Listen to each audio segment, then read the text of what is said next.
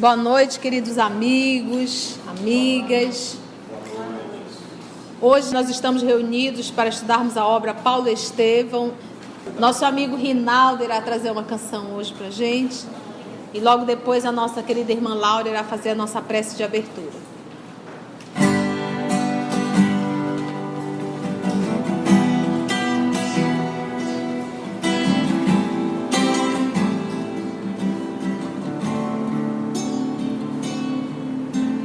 Deixe que as virtudes de Deus entre em você, abra o seu coração e deixe Deus entrar. Ele vai ajudar a te transformar em um ser humano melhor.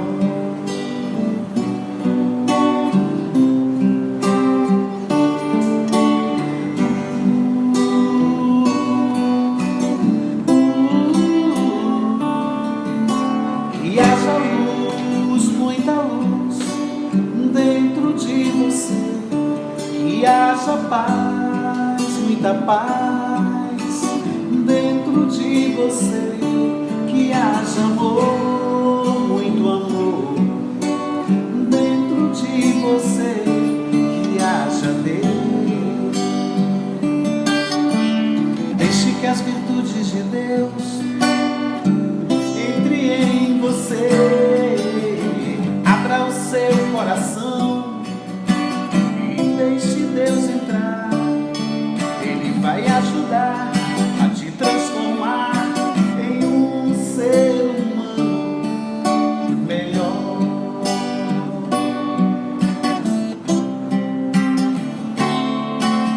Que haja luz, muita luz dentro de você. Que haja paz, muita paz dentro de você. Que haja amor, muito amor dentro de você. Que haja Deus. Que haja luz, muita luz dentro de você. Que haja paz, muita paz dentro de você. Que haja amor, muito amor dentro de você. Que haja Deus.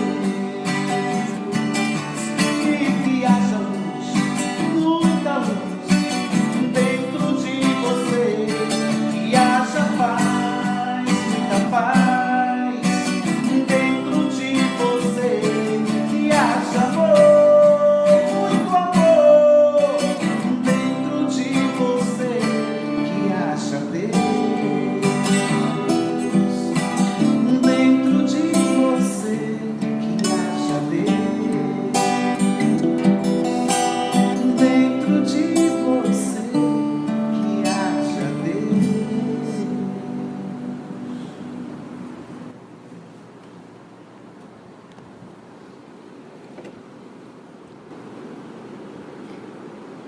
Então, envolvidos pela harmonia deste ambiente, por esta música que nos ajuda a refletir a busca de Deus dentro de nós, agradeçamos ao nosso Pai, amado Pai, de infinita bondade, de infinita justiça. Graças te damos por mais uma oportunidade de nos encontrarmos aqui, Senhor, em busca deste alimento espiritual. Que possamos, Senhor, na noite de hoje, fazermos esse mergulho em nós, através das lições grandiosas que esta obra nos oferta. Ajuda-nos, amado Pai, para que nós possamos não apenas refletir, mas, acima de tudo, agir, deixando o homem velho para que possa surgir em nós um homem novo. Agradecemos ao apoio dos trabalhadores do plano espiritual, que se fazem presentes aqui conosco, tentando nos ajudar, tentando nos intuir. Que possamos, Senhor, permanecer contigo, através desse estudo, dos nossos pensamentos e principalmente das nossas atitudes. Que assim seja.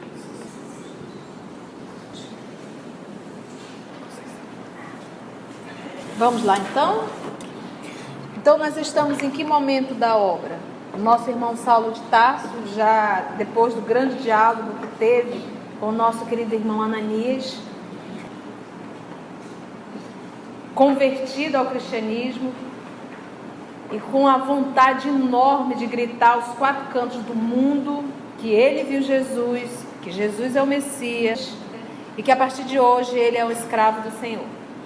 Então ele foi ao encontro de Sadoc. Nós estamos nesse momento de diálogo, porque ele foi até Sadoc agora, que é sábado, então é o dia da reunião dos judeus, todos estarão na sinagoga, grande parte dos levitas estão em Damasco. Então qual é a ideia dele? Ele está conversando nesse momento com Sadoc, contando para Sadoc que ele é um cristão, que ele viu Jesus. E nós estamos nesse momento assim, difícil realmente, em que Saulo de Tarso está mostrando a Sadoc. Então vamos lá. Eu vou voltar só um parágrafo do narrador e logo depois vamos continuar, tá? Saulo fitou o amigo, revelando imensa preocupação no olhar ansioso. Aquelas acusações eram as premissas do acolhimento que eu aguardava no cenáculo, na reunião dos velhos companheiros de lutas e edificações religiosas. Todos se acharam?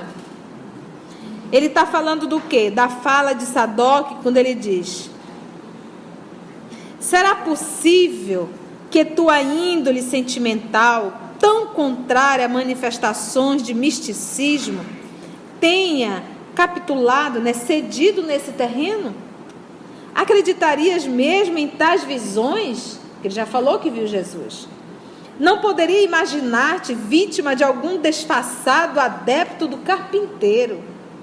Tuas atitudes de agora nos causarão profunda vergonha. Que dirão os homens irresponsáveis que nada conhecem da lei de Moisés? E a nossa posição no partido dominante da raça? Os colegas do farisaísmo hão de arregalar os olhos quando souberem da tua clamorosa deserção. Quando aceitei o encargo de perseguir os companheiros do operário de Nazaré, reprimindo-lhes as atividades perigosas, filo pela amizade que te consagrava. E não te doerá a traição dos votos anteriores? Ele vê isso como uma traição. Você é um traidor de Moisés. Considera como se dificultará o nosso propósito quando se espalhar a notícia de que capitulaste, pactuaste, é um pacto, perante esses homens sem cultura e sem consciência? Porque quem seguia Jesus na fala dele eram os ignorantes, não os intelectuais. Então Saulo fitou o amigo, revelando imensa preocupação no olhar ansioso. Aquelas acusações eram as premissas, as notícias primeiras do acolhimento que eu aguardava no cenáculo dos velhos companheiros de lutas e edificações religiosas. Vai, Saulo. Não.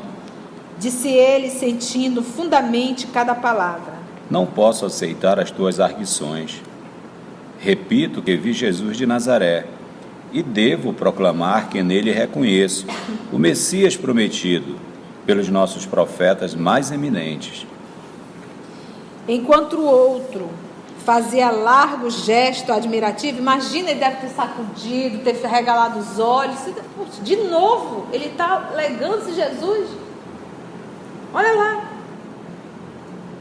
Repito que vi Jesus de Nazaré e devo proclamar que nele reconheço o Messias prometido pelos nossos profetas mais eminentes. O Sadoc nessa hora deve ter infartado. Ele, além de dizer que viu, ele diz: eu reconheço nele o Messias. Então, enquanto o outro fazia um largo gesto admirativo, ao observar aquela inflexão, né, de certeza e sinceridade, Saulo continuava convicto. Quanto ao mais, considero que a todo tempo devemos e podemos reparar os erros do passado. E é com esse ardor de fé que me proponho regenerar minhas próprias estradas. Trabalharei doravante pela minha certeza em Cristo Jesus. Não é justo que me perca em ponderações sentimentalistas, olvidando a verdade, e assim procederei em benefício dos meus próprios amigos. Os amantes das realidades da vida sempre foram os mais detestados ao tempo em que viveram. Que fazer?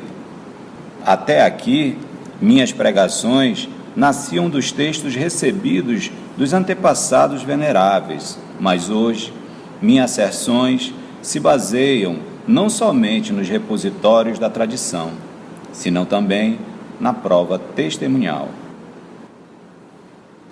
E é com esse ardor de fé que me proponho regenerar minhas próprias estradas. Trabalharei a partir de agora, daqui para frente, pela minha certeza em Cristo Jesus. Não é justo que me perca em ponderações sentimentalistas, esquecendo a verdade. E a verdade para ele agora é quem? Cristo Jesus. E assim procederei em benefício dos meus próprios amigos. Sadoc não conseguiu ocultar a surpresa. Mas a tua posição, e os teus parentes, e o nome, e tudo que recebestes dos que rodeiam tua personalidade com fervorosos compromissos? Perguntou Sadoc, revocando ao passado. Agora estou com Cristo e todos nós lhe pertencemos. Sua palavra divina convocou-me a esforços mais ardentes e ativos. Aos que me compreenderem, devo naturalmente a gratidão mais sagrada. Entretanto, para os que não possam entender, guardarei a melhor atitude de serenidade, considerando que o próprio Messias foi levado à cruz. Também tu, com a mania do martírio?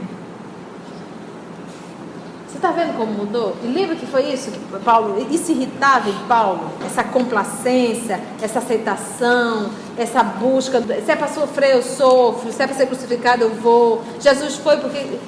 Então isso irritava muito Saulo. E agora é a fala dele. O interpelado guardou uma bela expressão de dignidade pessoal e concluiu: Não posso perder-me em opiniões levianas. Esperarei que o teu amigo de Chipre termine a preleção, para relatar minha experiência diante de todos. Falar nisso aqui? Por que não? Seria mais razoável descansares da viagem e da enfermidade, meditando melhor no assunto, mesmo porque tenho esperança nas tuas reconsiderações relativamente ao acontecido. Então, ele acha que o quê? Que se ele descansar um pouquinho, esfriar a cabeça, ele vai ponderar essa atitude. Ele está tentando retardar Saulo a assumir para toda uma sociedade que ele é cristão. Sabes, porém, que não sou nenhuma criança e cumpre-me esclarecer a verdade em qualquer circunstância. E se te apuparem? E se fores considerado traidor? A pupaí é vaiar mesmo. Ele não está acostumado com isso. Ele está acostumado com o quê? E muito. A fidelidade a Deus deve ser maior que tudo isso aos nossos olhos. É possível, no entanto, que não te concedam a palavra. ponderou Sadoc após esbarrar com a força daquelas profundas convicções. Olha aqui, força das profundas convicções. De quem já? Não tem 2 dias, 3 dias. Não, ele passou 3 dias cego. Nós estamos falando aqui de 4 dias de cristianismo. E o homem já tem essa força. Nesse momento, Sadoc está tentando domá-lo. Está conseguindo? Porque isso é dele já. Isso é uma conquista dele. Isso faz parte da personalidade dele. A personalidade dele. Ele é apaixonado pelo que faz. E ele também é indomável. Quem reconheceu muito isso foi Gamaliel. Quando Gamaliel pediu que soltasse os discípulos, ele disse: eu vou soltar Pedro, João eu vou exilar, mas Estevão vai ser apedrejado. Gamaliel, reconhecendo o aluno, sabia que ele teria que ceder.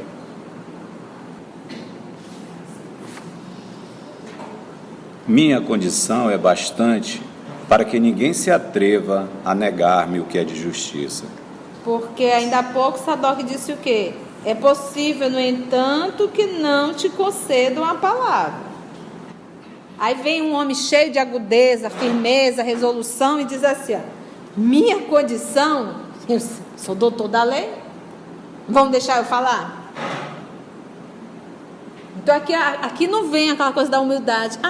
É verdade, então não vou falar não vou discutir com os nossos irmãos, né? Deixa cada um no seu momento. Isso não é Saulo. Por isso que Jesus chamou ele, porque ele precisava de alguém assim.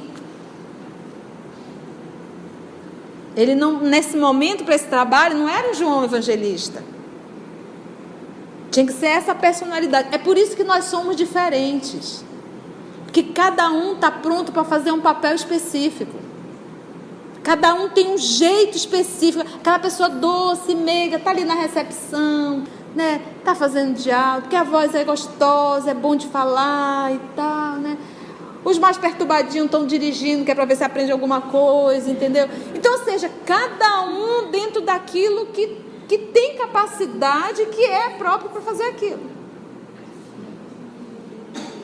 Então, nesse trabalho de divulgar, tinha que ser um homem desse. E aí ele vem. Nada de humildade, não. Ele vem o quê? É bom senso. Minha condição é bastante para que ninguém se atreva a negar-me o que é de justiça, de direito. Esse é Saulo. Pouca coisa não. Então seja, responderás pelas consequências. Concluiu Sadoc, meio constrangido, porque não era o que ele queria que Saulo de Tarso fizesse. Ele queria que Saulo ficasse quietinho, calado, fosse dormir, respira. Quando a doideira passar, tu volta. Saulo não está doido, está mais lúcido do que nunca. Naquele momento, ambos compreenderam a imensidão da linha divisória que os extremava. Estava um no polo e outro no outro polo. Saulo percebeu que a amizade que Sadoc sempre lhe testemunhara baseava-se nos interesses puramente humanos. Isso acontece muito. Você de repente está num cargo, uma vez que você tem tantos amigos, é tanta gente, é ligação, convite para cá, convite para lá. Tu perdeu o cargo, acabaram os amigos, acabaram os convites. Acabou. Abandonando a falsa carreira que lhe dava prestígio e brilho, via esfumar-se, né, desaparecer a cordialidade do outro, porque nem companheiro, nem amigo e nem doce. Abandonando então a falsa carreira que lhe dava prestígio. Olha como Emmanuel coloca: falsa carreira que lhe dava prestígio e brilho, via então desaparecer essa cordialidade do outro. Mas de tal cogitação, né, pensamentos, logo lhe veio à mente que também ele assim procederia, provavelmente, se não tivesse Jesus no coração. Olha aqui, isso aqui é o autodescobrimento e o evangelho sendo vivenciado no dia a dia. Dentro da condição dele, a primeira coisa foi a raiva, esse sentimento de rejeição. Se ele não era meu amigo. Quando eu estava no poder, ele me tratava de um jeito. Agora que eu estou abrindo mão do poder, ele já está me tratando de outro jeito. Porque ele diz aqui, Emmanuel, que a fala dele já não foi mais tão dócil e amável. Então, quando ele estava entrando nessa, aí ele já trabalhou essa emoção dentro dele. Mas se eu estivesse no lugar dele, talvez também iria fazer da mesma forma. Então ele já trabalhou a encrenca dentro dele, não deixando a encrenca se instalar.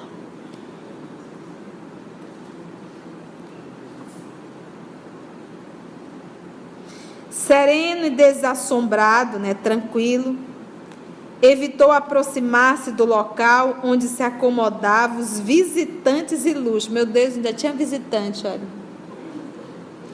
Não eram só os judeus da cidade. Lembra do grupo que estava na casa de Sadoc? Por isso que Sadoc não quis recebê-lo? Era um dos motivos.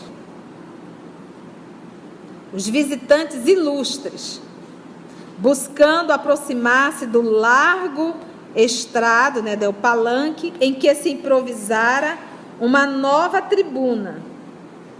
Terminada a dissertação do levita de Sítio, Saulo, Sítio não, ao sul da Turquia, Saulo surgiu à vista de todos os presentes, que o saudaram com olhares ansiosos, ninguém sabia de nada. Cumprimentou afável os diretores da reunião e pediu permissão, pediu vênia, permissão para expor suas ideias. Sadoc não tivera coragem de criar um ambiente antipático. Ficou calado, para deixar que tudo corresse à feição das circunstâncias. Porque ele poderia, antes do editório, nosso irmão Saulo de Tarso pediu a fala, ele ia preparar um ambiente já, deixou tudo nas mãos de Saulo de Tarso. E foi por isso que os sacerdotes apertaram a mão de Saulo com a simpatia de sempre, acolhendo com imensa alegria o seu alvitre, a sua proposta, a sua sugestão. Ele pediu para falar. Nossa, Paulo quando sobe na tribuna é show. O homem fala muito bem. Eles estão esperando o doutor da lei falar. Com a palavra, o ex-rabino ergueu a fronte nobremente. Lembra o homem cheio de virilidade, rico, beleza, temperamento apaixonado. Foi esse homem que subiu no palanque, porque ainda é Saulo de Tarso. Ele conheceu Jesus, ele foi apresentado, o foco dele mudou, mas a transformação moral ainda não aconteceu. Quem está subindo a tribuna não é o cristão, quem está subindo é a personalidade, é o doutor da lei. E ele está acreditando que vai ser o mesmo sucesso. Entendeu? É difícil. Então, com a palavra, o ex-rabino ergueu a fronte, nobremente, como costumava fazer nos seus dias triunfais. Varões de Israel. Começou em tom solene. Em nome do Todo-Poderoso, venho anunciar-vos hoje, pela primeira vez, as verdades da nova revelação. Pela primeira vez. Temos ignorado até agora o fato culminante da vida da humanidade. O Messias prometido já veio, consoante o afirmaram os profetas que se glorificaram na virtude e no sofrimento. Jesus de Nazaré é o Salvador dos pecadores. uma bomba que estourasse no recinto não causaria maior espanto. Todos fixavam o orador atônitos.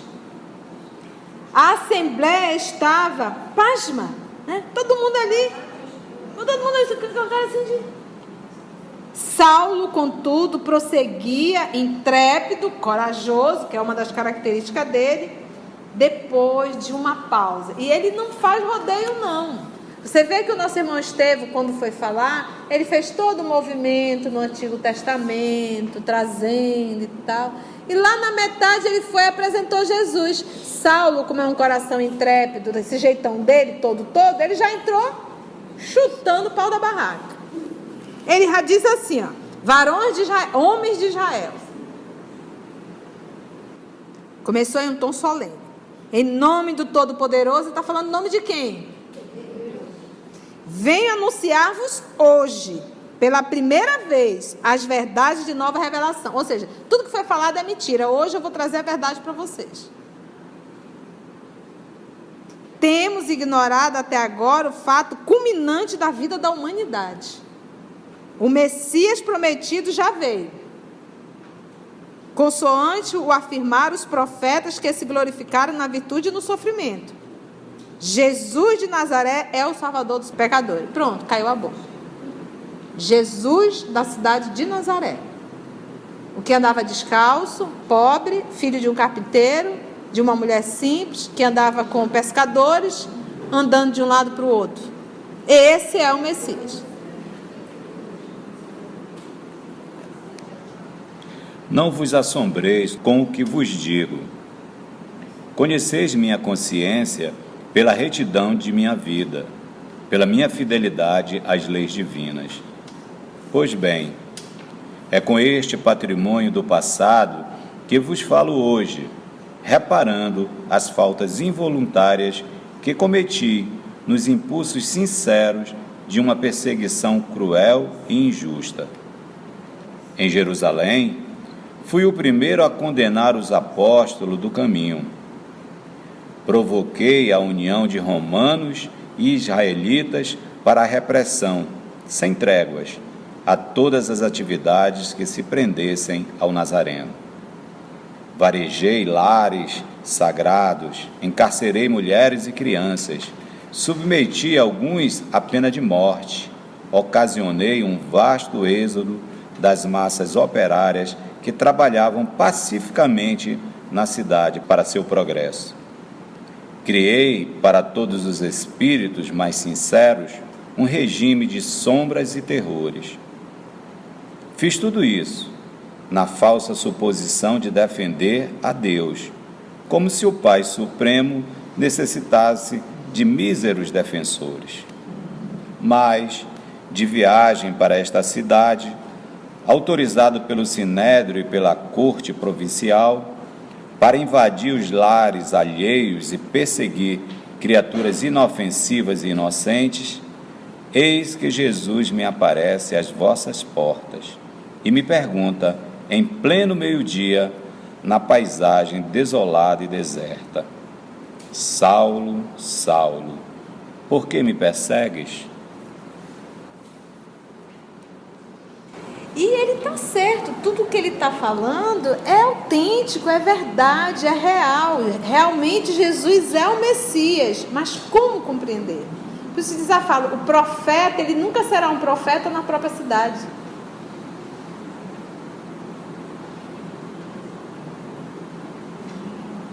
Então o povo, ele não consegue entender isso, não conseguia entender a figura daquele homem simples, que não discutia, que não berrava, que não fez faculdade, que não estudou com os mestres gregos, que ele poderia ser o Messias. E hoje não é diferente. Mesmo dentro do nosso movimento é valorizado muito títulos. Muito, não mudou. Esse nosso comportamento é milenar. E assim foi para com o nosso Senhor Jesus.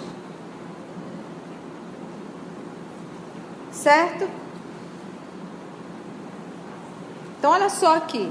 Quando nós falamos em Saulo de Tarso, nós imaginamos ele mandando matar Estevão.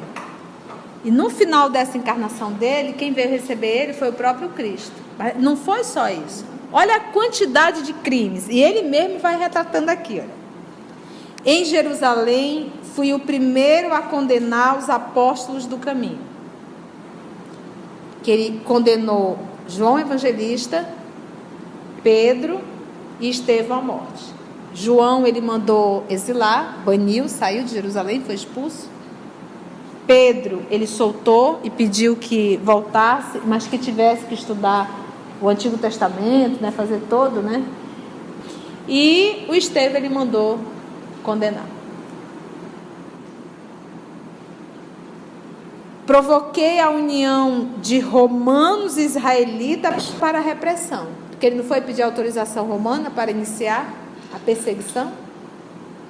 Sem tréguas. A todas as atividades que se prendessem ao Nazareno. Saí varrendo mesmo, lares sagrados. Saí invadindo casas. Encarcerei mulheres e crianças. Pensa, mandar prender criança? A tortura. Submeti alguns à pena de morte. Alguns. Então não foi só Estevão. Ocasionei um vasto êxodo, né? A saída das massas operárias que trabalhavam pacificamente na cidade para o seu progresso. A essa evocação, a voz eloquente se enternecia e as lágrimas lhe corriam copiosas. Pronto. Aqui, quando viram, o judeu não pode chorar, o hebreu. Então, quando eles viram o doutor da lei agora chorando na frente de todo mundo, um olhou para o outro e disse: endoidou mesmo. Ele está doente. Por isso é que passaram a chamar Saulo de Tarso de louco. É um louco, ele está louco, ele enlouqueceu. Aí disseram, são sortilégios, feitiçaria que fizeram para ele, que ele endoidou. Porque ele era um perseguidor, então ficaram com mais raiva ainda dos cristãos. A essa evocação, quando ele contou a porta de Damasco, a voz eloquente, na voz firme, dura, se enternecia, começou a falar doce mesmo. E aí, E eles era cultural, não se chorava, não mostrava suas emoções. E aqui vindo esse homem chorar, se enternecia e as lágrimas lhe corriam copiosas, não era nenhuma e nem duas, eram muitas. Interrompera-se ao recordar a ocorrência decisiva do seu destino.